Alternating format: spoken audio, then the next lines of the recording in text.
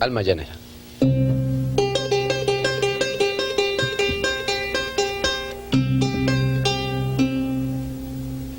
Canto de mi tierra, este joropo, canto de mi tierra, qué sabroso, hace los corazones saltar, lleno de dicha y de felicidad. Por eso es que yo canto de alegría esta linda melodía.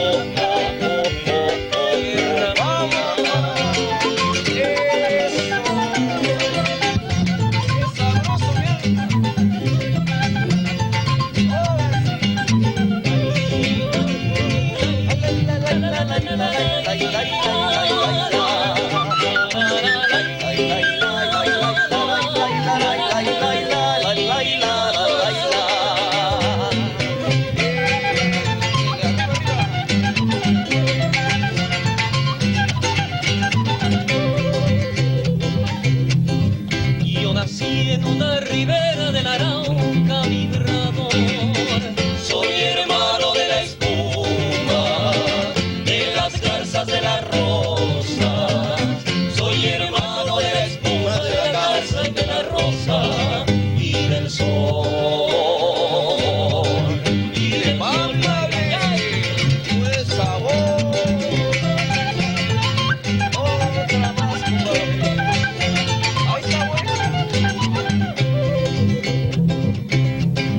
Me arrulló la miradiana de la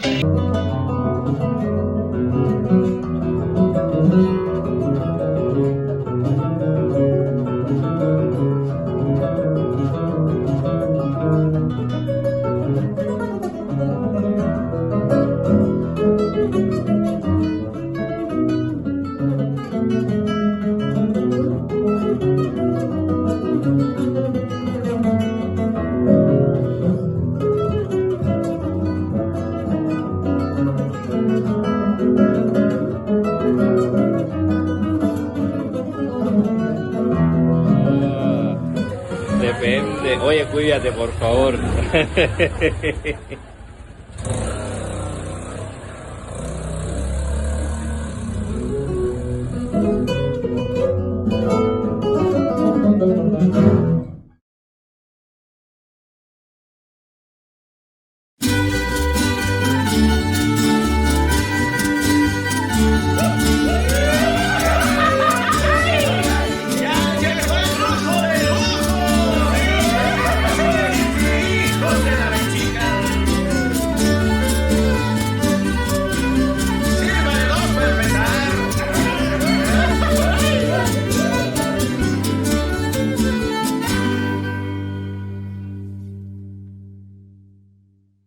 Comunidad en Resistencia, soy Federico Cruz, su brujo de lujo o brujo de cabecera, como ustedes prefieran. Vamos a dar inicio a otro abrazo de la viernera. Como primer tema, voy a darle el pésame a la familia de un querido amigo, pero también me tengo que extender un poco porque formaba parte, no nada más una amistad común. Y en segunda instancia vamos a hablar sobre los que hemos venido tratando eso en las últimas dos vierneras, sobre los actos de autoridad que nos conducen a vivir en un México difícil. El ingeniero Antonio Cordero falleció y tengo que dar una explicación un poquito más, que un pésame simple. Es uno de mis grandes amigos que murió, pero voy a ponerle música para que no se me vaya a salir una lagrimita, que siempre la música nos puede acompañar incluso en estos momentos de dar una despedida a un amigo del tipo de Toño Cordero. Una canción que se llama Cuando un amigo se va, ¿la conocen? es de Alberto Cortés. Hay varias opciones que tienen ustedes para escucharla, o los que la hayan tenido oportunidad de saber de esta canción. Hay una línea que inicia: cuando un amigo se va, queda un espacio vacío. No hay manera de llenarlo ni de rellenarlo con nada. Bien, los cuadernos de doble raya son siempre, son para nosotros, bueno, como somos ingenieros, pues es que de vez en cuando, también como dice la canción, a veces el duende del vino nos sorprendió, claro, también convivimos con el vino, pero también Toño ya se fue al otro lado de la luz. Pero ¿por qué me interesa hacer estas aclaraciones? Hay otro amigo anterior también que se fue primero, de un grupo del que les voy a hablar ahorita, es Alejandro Cadaval. Él se fue primero y ahora le tocó a Toño. Entonces, ¿se han dado cuenta ustedes cuando se va un amigo muy querido? Siempre son caminos muy originales. El dolor de la ausencia encuentra caminos muy impertinentes, por decirlo así, pero son muy originales. Conocemos todos esos cuando hemos perdido a alguien así. ¿Por qué hicimos ese grupo en la Facultad de Ingeniería? Por dos causas principales. El primero es el orgullo que nos conduce a formar parte de una comunidad universitaria y a tener el cariño a ese espíritu de una entidad de origen nacional y de gran categoría como es la UNAM. Y el segundo es la responsabilidad, porque somos profesores de ahí, en tener el gusto de dedicarnos y la responsabilidad de tener la mejor educación posible para nuestros alumnos. Bien, por eso es que tengo que hacer un poco más extenso el pésame, porque es parte de lo que yo también me he dedicado. Miren, para mí los seres humanos se dividen en dos: los que se conforman y segundo, los que se indignan. Como ustedes saben, por ejemplo, ahora que estamos viendo actos de autoridad en nuestra América Latina, pues es precisamente lo que a mí me gusta mucho hablar de la gente que hace algo para que se demuestre que no estamos inertes en este medio social que es en México y en Latinoamérica. Para mí, ese tipo de personas, como diría Bertolt Brecht, son los indispensables. Bien, de ese tipo era Toño, de ese tipo de gentes cuando captan algo que es indebido o algo que es como un abuso, inmediatamente ellos lo perciben. Y a mí me parecen así que son como una quijada de perro que captan el momento, y hasta que se puede aclarar el problema, entonces es cuando pueden aflojar un poco la quijada. Esos son seres importantes que a veces uno no puede captar, e inmediatamente él los capta o ella los capta. Es personalidad tanto femenina como masculina, y esa es la importancia de personalidades como la de Toño. Si estamos tan enquistados cuando se va esa parte de la entraña mía, pues por eso estoy dando la explicación de por qué hablo de él, de un ingeniero para nosotros tan querido. Voy a, como parte final, voy a platicar algo de él. Él tomó una decisión muy difícil de irse a residir a España. Él es de ascendencia gallega, sus padres son de allá, de Galicia, y resolvió, como se dice comúnmente, quemar las naves y se fue para allá, dejó todo, pero su principal principio era dar clase allá, donde desgraciadamente no pudo, en una escuela de ingeniería allá, y entre otras cosas decidió regresarse. Y él decía, bueno, esto es cuestión de dídimos. Dídimos en gallego son huevos o tompiates. Es tan difícil irse como regresar y pues empezar a dar explicaciones por qué no se pudo quedar allá. Ese es el tipo de persona que me hace falta, es el tipo de persona que algunos lo sentimos tan entrañable Y eso es lo que yo quería platicar. Una parte mía, que es la educación, que es ser ingeniero, y una parte que me duele mucho, hablar de la muerte del ingeniero Antonio Cordero.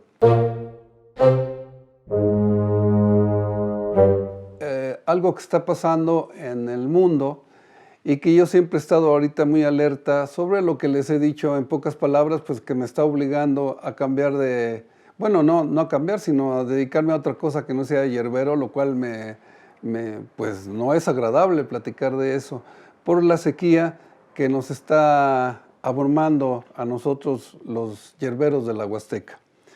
El País Semanal en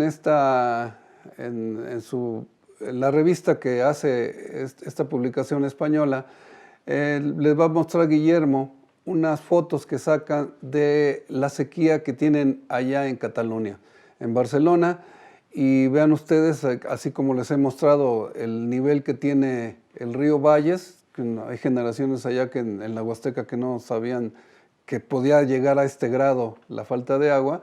Y vean ustedes también lo que está pasando allá, y un fotógrafo lo saca casi artísticas, las fotografías estas que están viendo, y pues vean nada más qué es lo que están manejando las autoridades de allá para explicar esto. Pues sí, también la sequía, la falta de lluvia.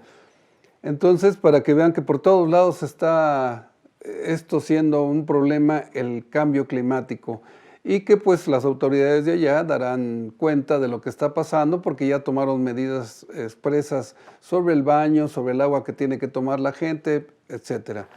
Bien, para que vean que por todos lados es parejo esto del cambio climático. Y ahora vamos a lo que es nuestro país, a los actos de autoridad de nuestro país. Vuelvo a repetir.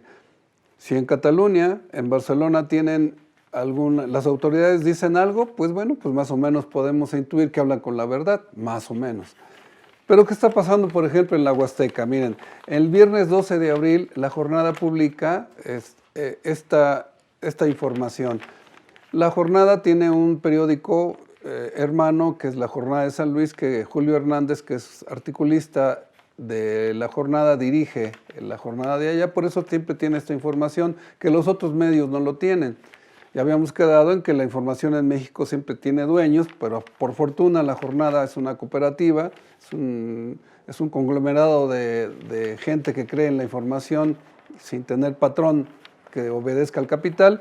Y pues fíjense lo que dice aquí. Acuérdense que he dicho que cuando este problema, que ya tenemos 3 años que las lluvias casi son ausentes en su totalidad en la Huasteca, no hay ninguna explicación a nivel municipal, o sea, lo que es la segunda ciudad en importancia de San Luis con 200,000 habitantes, tampoco a nivel estatal, el gobierno no dice nada, tampoco a nivel federal. Bien.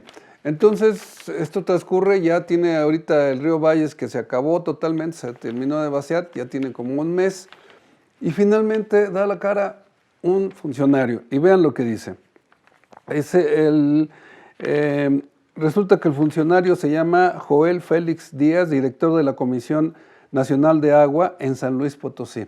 Finalmente ya un funcionario ya toma papeles en el asunto y se presenta. Bien, ¿y qué es lo que nos dice? Puntualizó que la desecación del cauce no es ocasionada, fíjense bien, totalmente por factores humanos o algún particular, sino que es resultado de una sequía excepcional. Lo he dicho, no es un particular, una compañía que está perforando el agua de la Huasteca para hacer el proceso del fracking.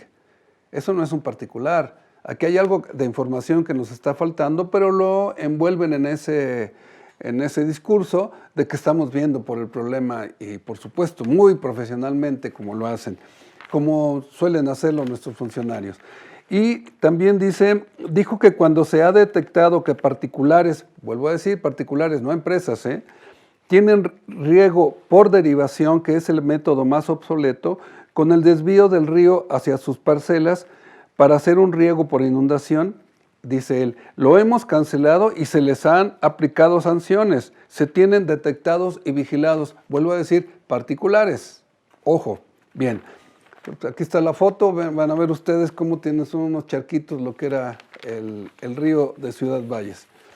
Es normal este acto de autoridad porque finalmente se presenta y nos empieza a dar informes. Sí estamos trabajando. Ah, qué bueno. Se enteraron ustedes también de que en varias colonias de la delegación Cuauhtémoc y Benito Juárez, aquí en la Ciudad de México, hay un problema de que el agua huele a algo. 15 días, ya tiene más de 15 días que la gente se empieza a quejar y transcurre más de una semana en donde las autoridades se atreven a decir qué es lo que está sucediendo. Entonces, ¿qué es lo que hace la gente? Bloquea la avenida Insurgentes y pues eso como que le causa a la gente, bueno, ¿por qué tienen que bloquear? Terminar con el movimiento de una ciudad. Porque se sienten que no hay respuesta. ¿Y qué es la respuesta que hay? Los que responden son los que hacen de esto un botín político, pero tanto los que están en el poder como la oposición. Fíjense bien, porque donde están reunidos los vecinos, claro, se presentan los de la oposición y dicen que están con ellos, etcétera, hacen un botín político, pero también el discurso de las autoridades que tienen el poder y se empieza a hacer, nuestro jefe de gobierno hace información, cita a los medios y no se permiten las preguntas. ¿Por qué no se permiten las preguntas? Es raro, ¿no? Bueno, pues es que dé información, qué es lo que está pasando. Bien, fíjense, ¿qué es lo que dice la sección del portal de El País? Señala el discurso que da el jefe de gobierno y dice: Batres ha explicado este fin de semana, estoy leyendo la sección del portal de ahora del 15 de abril del País. Batres ha explicado este fin de semana en rueda de prensa que se barajan varias hipótesis en la investigación sobre la contaminación del agua. Se van descartando posibilidades a través de la investigación técnica correspondiente. Fíjense bien. Y se va a seguir haciendo esta investigación técnica. Nos ayuda Pemex y hay otras áreas que están ayudando a esta investigación que va a continuar, entre otras la UNAM. Dice que la UNAM ya también intervino en esto. Hay noticias, espérenme, sigo leyendo. Ha señalado el político: Petróleos Mexicanos, Pemex, ha entrado a la investigación para determinar si alguna de sus instalaciones, un ducto se ubica a 500 metros del pozo, está relacionado, debido a que la sustancia podría ser un derivado del petróleo. Bien. Los vecinos están organizados, se están organizando. Cuando uno ve la cantidad de gente que se preocupa, pues ni así, y es lo que siempre les he estado diciendo con respecto a cómo inicié ahora esta viernera. Hay gente que se conforma. ¿Por qué hay tan poca gente en las manifestaciones? Si hay algo, ya les dice la autoridad, no pueden bañarse y no la beban, y llega el ejército y está repartiendo agua. Bueno, entonces, finalmente, ¿en qué quedamos? Bien, ¿qué es lo que hacen los vecinos? Y los vecinos ya no se chupan el dedo, los que están organizados, y dicen ellos, los vecinos organizados: vamos a seguir pidiéndole a los vecinos que nos apoyen porque es un tema que nos concierne a todos. Señalan desde el comité vecinal. No tenemos motivaciones electorales, pero sí lo quieren aprovechar, pero ojo, vuelve a ser los que están en el poder y los que están en la oposición. Se vuelve un botín político la desgracia que pasó. Bien, entonces, desde el primer momento nuestro interés ha sido alertar a las autoridades para que respondan y cumplan con sus obligaciones. Creemos en el derecho de los ciudadanos a saber la verdad, ha agregado Montemayor. Es una vecina que es la que está guiando este tipo de protestas. Bien, todo está bien, todo está puesto, hay unos vecinos que protestan. Una semana, porque al principio no había ninguna respuesta de las autoridades, y a la semana ya empiezan entonces a tomar medidas. Bien, entonces, parte de la información, como les decía, las autoridades dicen, las de SACMEX, que es esto de la, déjenme ver cómo se llama esto de la SACMEX, que es la que se encarga, Sistema Municipal de Aguas, SACMEX.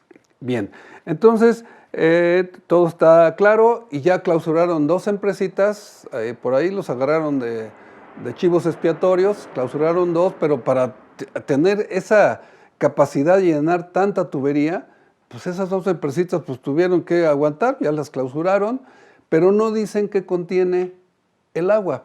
Y fíjense nada más para que nos vayamos entendiendo. Por supuesto que en la comunidad en Resistencia hay gente que le sabe a esto.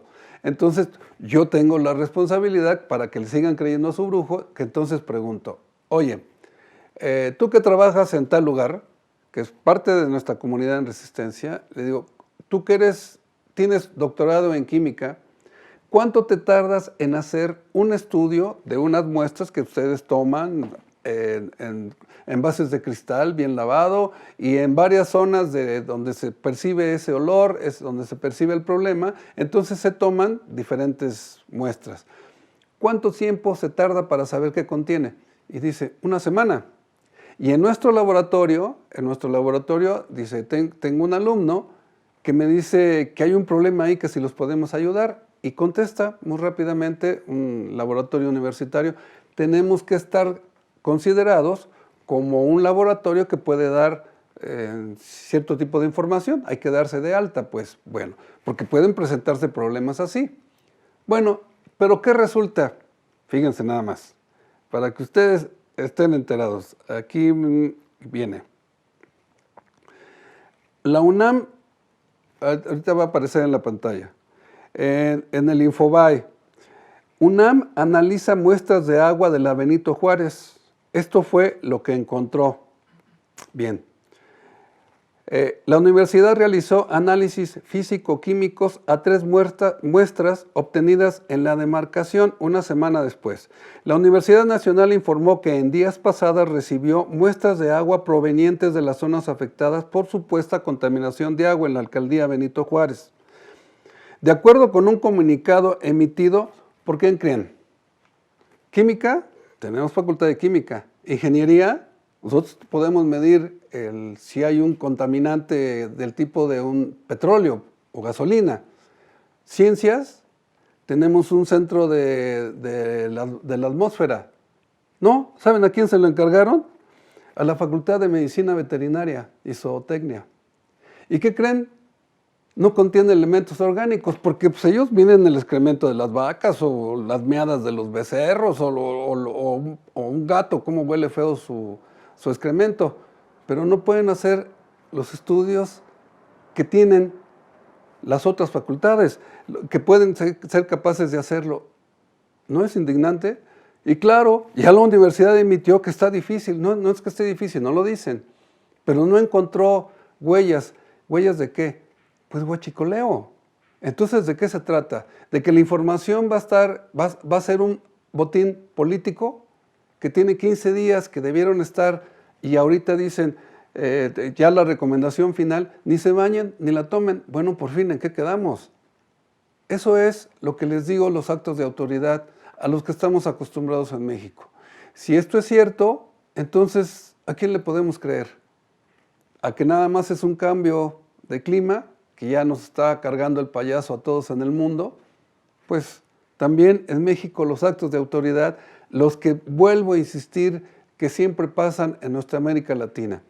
Por eso es que Chava Flores, que ya lo había mencionado, él decía que los mexicanos siempre quieren, la mitad de los mexicanos vende billetes de lotería y la otra mitad de los mexicanos se quiere sacar la lotería. En aquellos tiempos, los 60s o los 70s, que siempre era muy común que en los semáforos se vendieran billetes de lotería. Ahora lo que hay, los tiempos cambian, son inmigrantes pidiendo caridad.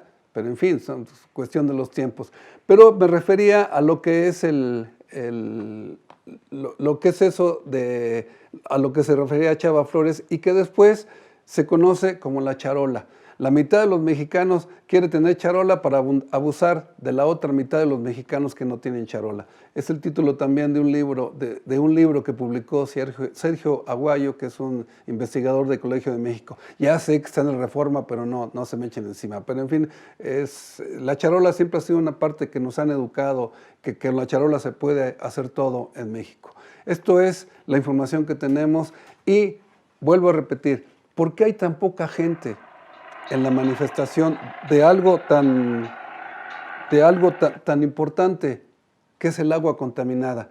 ¿Por qué hay tan poca solidaridad de la gente y por qué las autoridades no informan qué es lo que está contenido? Imagínense ustedes si se declara que es huachicoleo y que se les regó.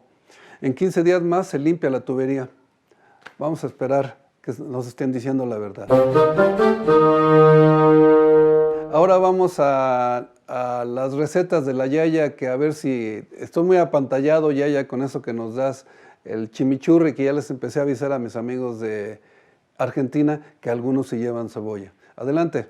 Hola brujo, hola comunidad en Resistencia. Para esta viernera preparé 2 tipos de mayonesa diferentes, un poquito diferentes a la mayonesa casera que hice en la viernera 139, por si quieren verla. Es muy similar, solo por unos detalles cambia. Entonces, pues la primera mayonesa de esta viernera va a ser mayonesa pasteurizada. Pues lo vamos a hacer. Esto es para... A mí nunca me ha pasado nada con la mayonesa casera anterior, que es con huevo crudo. Pero, pues si no quieren correr el riesgo, esto disminuye la carga de microorganismos, el cocer el huevo antes de hacer la mayonesa. Y pues es nada más cocerlo tantito. En esta receta es cocerlo tantito, 1 minuto o 2. Entonces, vamos a necesitar un huevo, medio limón, no más, 1/4 de taza de agua o menos, y aceite de girasol o de maíz, media taza de aceite. Si quieren agregarle un poco de sabor de aceite de oliva, le pueden echar un chorrito. Bueno, entonces empezamos a cocer el huevo. Ya saben, en una olla pequeña ponemos agua, un poquito de vinagre y ponemos el huevo. Esto es agua a temperatura ambiente. Lo pasan al fuego y cuando rompa hervor cuentan 1 minuto o 2. 1 minuto si es un huevo chiquito, 2 minutos si es un huevo grandote. Ya que haya pasado ese tiempo, hay que preparar antes un recipiente, un vaso o algo con hielos, con agua bien fría, para que en cuanto lo saquen del fuego, lo pasen lo pongan en el agua fría y deje de cocerse. Entonces, ya que ya esté frío, pues yo lo que hice fue romperle como un sombrerito al huevo para quitárselo y de ahí sacar todo el relleno. Esto es porque está muy líquido, entonces por dentro está muy líquido, entonces les va a hacer un desastre. Entonces lo mejor es pues, ya quitarle el sombrerito y de ahí vaciarlo a un frasco o a un recipiente o a la licuadora donde lo vayan a licuar. Y de ahí pues con una cuchara le rascan toda la carnita que queda pegada al cascarón, porque esa es la que está cocida. Entonces así se pueden ayudar. Lo ponen en un recipiente, como les comento, donde lo vayan a licuar. Yo como tengo licuadora de mano, pues por eso lo puse en un frasco pequeño. Bueno, ni tan pequeño que entre la licuadora de mano. Ahora le agregamos medio limón, no más, porque se corta. Y un poquitito de agua. Lo licúan bien y después le agregan el aceite que la media taza de aceite se la agregan. Y ahora si tienen licuadora de mano, van a poner la licuadora de mano hasta abajo para que primero se licúe lo más cercano al huevo, se mezcle el huevo con el aceite que está más sequita y poquito a poquito van integrando todo. Pueden hacer movimientos a los lados y luego subirlo y bajarlo para que se integre todo bien el aceite con el huevo. Y van a ver que la consistencia se vuelve muy espesa, como una mayonesa normal. Y listo, ya tienen mayonesa. Si se les corta porque era un limón muy grande y tenía mucho jugo, entonces le pueden echar otro huevo cocido. Si se les sigue sin espesar, pues le agregan otro y así. Pero pues por lo general, si no es mucho jugo de limón, a la primera queda. Y listo, esa es la primera receta. La segunda receta es con huevo cocido, completamente cocido, bien cocido. Entonces vamos a necesitar 2 huevos, medio limón, un diente de ajo o también puede ser ajo en polvo, como quieran, lo que tengan a la mano. Aceite de oliva, esto es como 2 cucharadas o un shot. Sal y un cuarto de taza de agua, más o menos también. Y listo. Entonces el procedimiento es, ya saben, en una olla con agua al tiempo y tantito vinagre. Le echan los 2 huevos, lo llevan al fuego y ya que rompa hervor, cuentan, dependiendo si es un huevo muy chiquito, 6 minutos. Si es un huevo muy grande, 10, ¿no? Para que esté bien cocido, bien cocido. Ya que ya estén, los pasan al agua fría, como con el otro. Pero pues esto es también para que puedan manipularlos rápido, ¿no? Ya que estén bien fríos, no tibios, sino fríos, pues ya los pueden pelar y ponerlos en un frasco. También para licuarlos, o en la licuadora. No sé si se puede cortar, creo que sí se puede cortar. Entonces hay que respetar eso del jugo de medio limón, nada más. Pero como ya los huevos están cocidos, de a fuerza se hace una pastita. Nada más no se excedan con el limón, no vaya a ser. Entonces, en un frasco ponen los huevos, le echan también un chorrito de limón, bueno, el medio limón, el ajo entero o en polvo, aceite de oliva, la sal y poquitita agua. Lo licúan bien todo lo integran y si está muy espesa la mayonesa, entonces le pueden echar otro chorrito de agua. La cantidad de agua que le echen es como ustedes quieran que esté la mayonesa. Si quieren que esté muy líquida, pues le echan más, poquito. Si no quieren que sea tan líquida, pues nada más, poquito, para que esté espesita, ¿no? Entonces ahí ustedes le van viendo a ver cómo quieren. Entonces ya le echan el agua, lo licúan y pues le pueden volver a agregar tantita más agua y así. Ya ustedes le ajustan como les comento. Y ahora, tengo 3 posibles formas de condimentar la mayonesa. La primera propuesta es a la mayonesa ponerle paprika ahumada. La mía no es ahumada, pero es paprika. Ajo, ya sea entero o en polvo. Salsa picante o algún chilito. Y sal. Y ya. Esto si no le echaron sal antes a la mayonesa, ¿no? Porque luego pues uno no le echa, como a la primera receta no le eché, por eso le estoy echando ahorita. Pero si ya tiene sal, no le echen más sal. A la segunda propuesta es con cebollín, puede ser picado o licuado en la misma mayonesa, ajo, cebolla deshidratada, pues no tengo cebolla deshidratada, pero si hubiera tenido le hubiera echado porque seguramente va a saber muy rico. Limón, así 2 gotitas, no se pasen de limón, no le echen mucho porque si no se les va a cortar y todo el trabajo se va a ir al...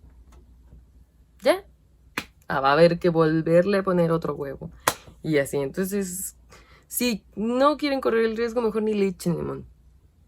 Y si le van a echar, échenle 2 gotitas nomás. Pimienta y ya. Luego la siguiente, bueno, mezclan todo con la mayonesa o lo licúan, como ustedes prefieran.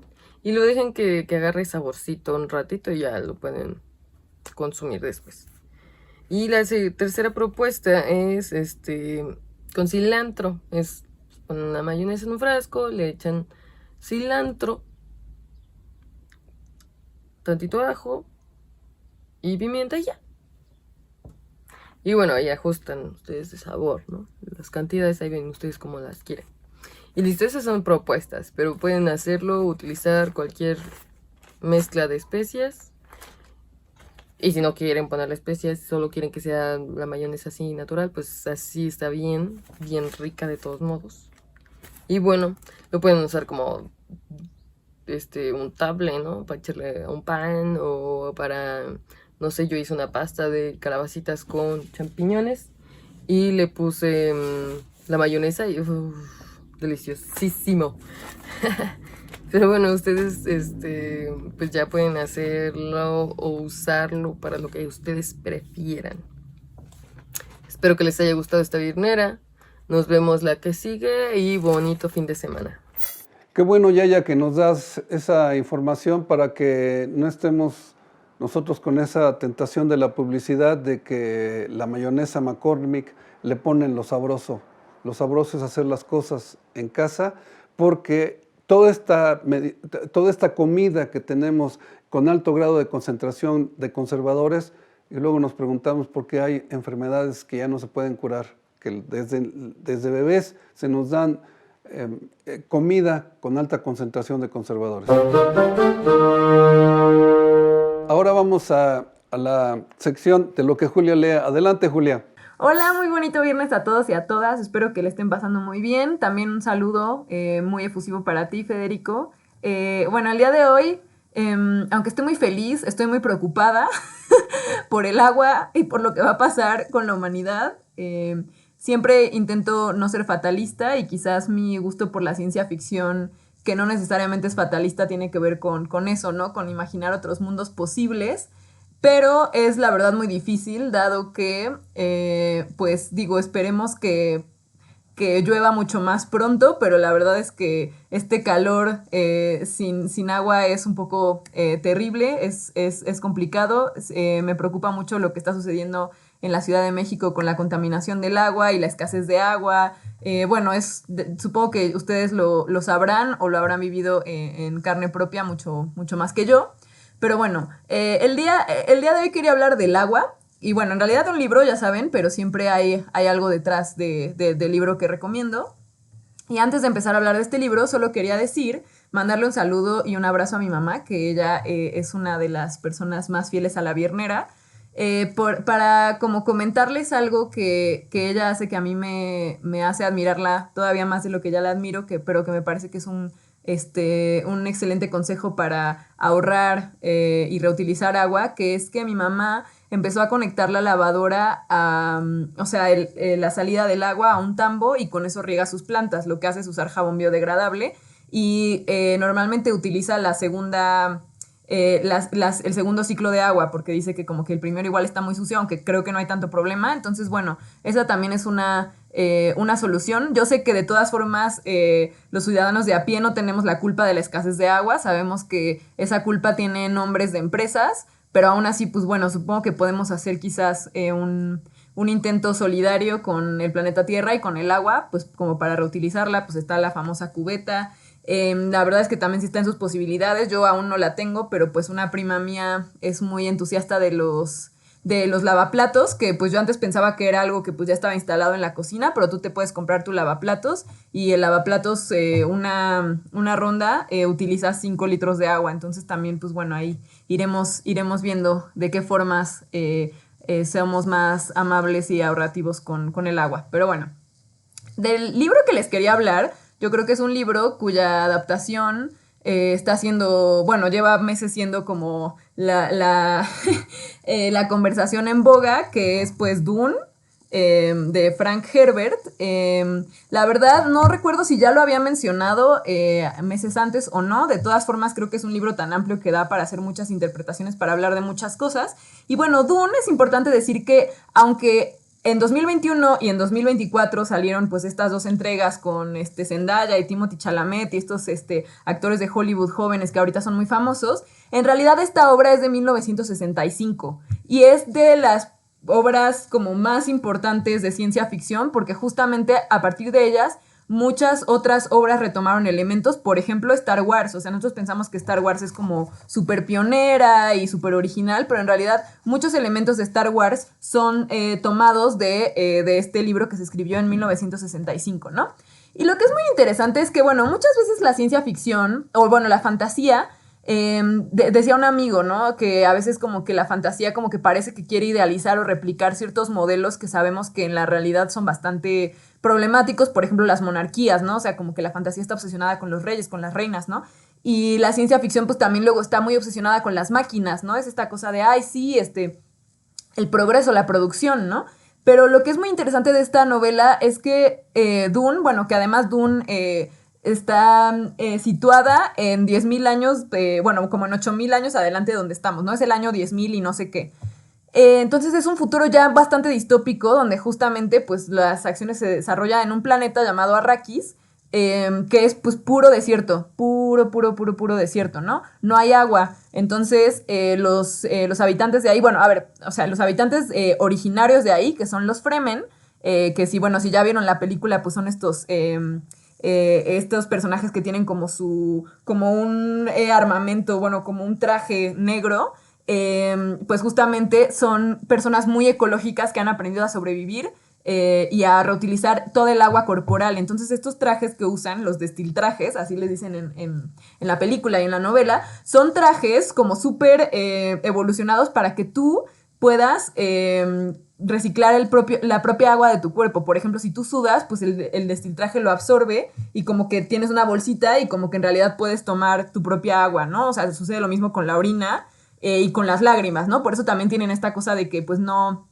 lloran por los muertos porque es gastar lágrimas, ¿no?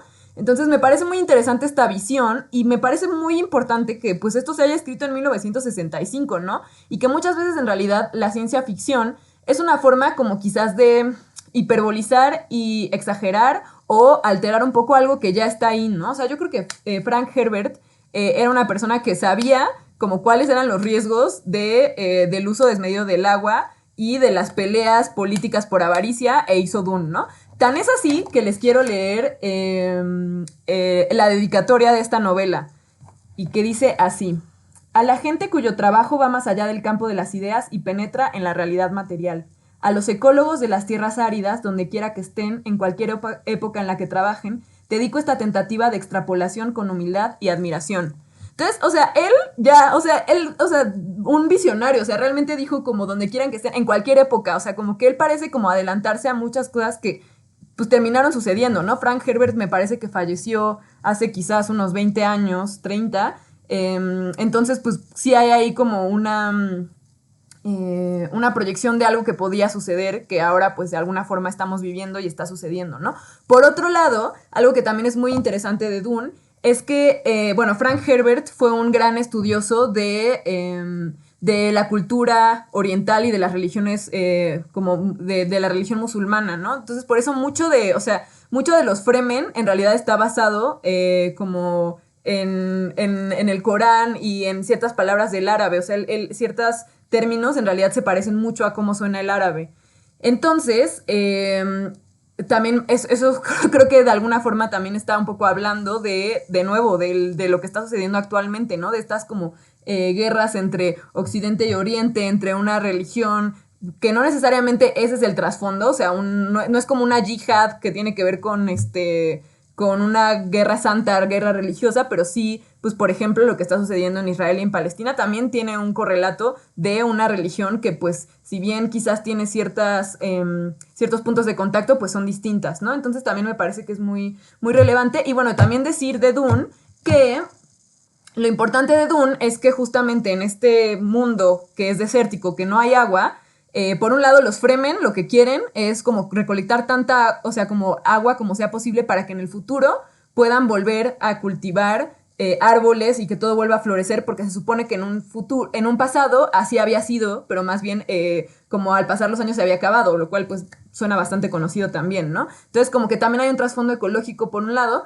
Y otra cosa que es muy importante es que en Arrakis pues hay una cosa llamada especia, que es como canela, así que te encuentras en la arena, que pues tiene efectos alucinógenos, es como una droga, pero además es la especia que logra, que produce los viajes en el tiempo, porque justamente como que permite que como que se cruce el espacio y el tiempo. Entonces es una droga, o bueno, como un combustible que hace que pues la gente lo desee, porque sin ella los viajes en el tiempo no existirían, entonces obviamente es el bien más preciado. No sé si eso tampoco también le suena conocido con el petróleo, con el oro, ¿no? O sea, como con todas estas materias primas que hacen que pues los países, las grandes potencias estén peleando, ¿no? Entonces, por eso como que quería hablar de Dune desde esa postura, no tanto como pues del arco del personaje principal, que es Paul Atreides, que pues su papá lo mandan a gobernar a Arrakis, pero él pues, se va dando cuenta de que en realidad pues como que por ahí hay una trampa y de que en realidad pues como que los Fremen, los locales, pues no es gente que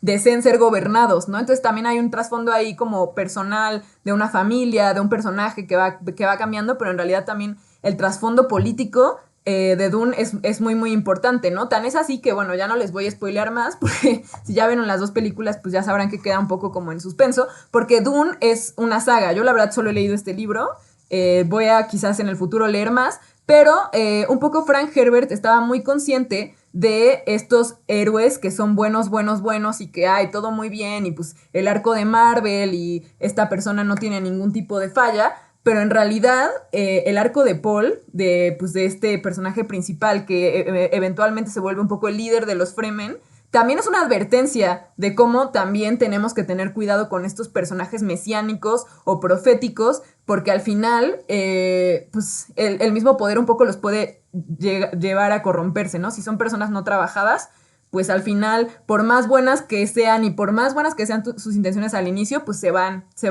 corrompiendo, ¿no? Y eso también, no sé si les suena conocido de la política mexicana o en general. A mí me ha pasado en la escuela, en la universidad, ver a maestros míos muy, muy geniales que de repente ocupan una posición, dejen ustedes como de tantito poder y la gente ahí lo pierden, ¿no? Entonces creo que, bueno, es importante como recalcar estos aspectos quizás un poco más políticos de Dune. Yo recomiendo mucho, la verdad es que yo voy a admitir que es un libro largo que a mí me costó de repente a ratos porque sí es lento, de repente ahí va. No sé si ustedes lo notaron en la primera película, eso decía la gente, ¿no? Como, ay, es que está como muy lenta, como que muy contemplativa, la verdad. Bueno, a mí me gusta el cine que es así, pero sí entiendo y quizás porque yo lo leí decía, claro, es que este es como pues, el capítulo tal donde sucede esto y la máquina para sacar especias se descompone y pone su vida en peligro, ¿no? O sea, es como una serie de aventuras, ¿no? Pero bueno, yo recomiendo mucho el libro, también las películas, la verdad, creo que sí tiene como componente muy de pues cine comercial, que todo es muy espectacular, que todo es muy visual, pero la verdad es que el director, que es Denis Villeneuve, que es un director, me parece que canadiense o francés, bueno, su primera lengua es el francés, o sea, él sí es un artista hecho y derecho. Él también es el que hizo la película de Arrival, de La Llegada, que también ya recomendé por aquí. Él es muy bueno para la ciencia ficción, también hizo la nueva de Blade Runner, entonces es un director que ya tiene mucha experiencia con eso, entonces pues bueno, yo ya me estoy pasando de tiempo, pero bueno, no quería dejar de recordarles eso, de recordar que al final la literatura, incluso la de fantasía, incluso la de ciencia ficción, aunque hable de un mundo que no es igual que el nuestro, no use cosas realistas, siempre hay un correlato con la realidad y siempre se está buscando cuestionar la realidad desde estas variaciones o estas exageraciones de ciertas cosas, ¿no? Al final, pues justamente Marvel incluso, ¿no? Aunque sea muy formulaico, o la fantasía, pues está cuestionándose las mismas cosas, ¿no? La bondad, el poder, la generosidad, la adversidad, ¿no? Entonces la literatura, pues colabora y ayuda de esa forma, pienso yo. Esa es mi humilde opinión. Pero bueno, nos vemos muy, muy pronto y espero que tengan un excelente fin de semana y un excelente inicio de semana. Un abrazo muy fuerte. Gracias, Julia, por tu clase de vuelta tan sabionda que haces. No sabionda, no, es desagradable. Con sabiduría que la das tu clase. Siempre me impresiona que de pronto cuando empiezas a hablar de un autor, y en este caso también de ciencia ficción, son dos cosas que es una novedad para tu discurso. Yo recuerdo esto porque yo empecé con la ciencia ficción con Ray Bradbury. Ahorita Guillermo nos enseñará un libro que también es de mis preferidos. Y pondré atención a esta recomendación que nos das. Gracias, Julia, por tu sabiduría en la literatura. Soy Federico Cruz, su brujo de lujo. Nos abrazamos en otra viernera, en esta que acabamos de grabar y en la siguiente semana lo haremos también. Un abrazo.